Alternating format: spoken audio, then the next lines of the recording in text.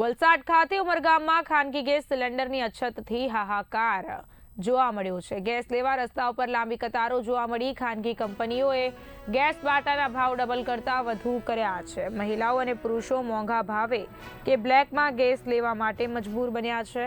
રાત્રે 2 થી 3 વાગ્યાથી એજન્સી બહાર લોકો કતારમાં ઊભા। રિલાયન્સ ગેસ સપ્લાય 10 દિવસથી નહીં આવતા લોકો મુકાયા છે મુશ્કેલીમાં।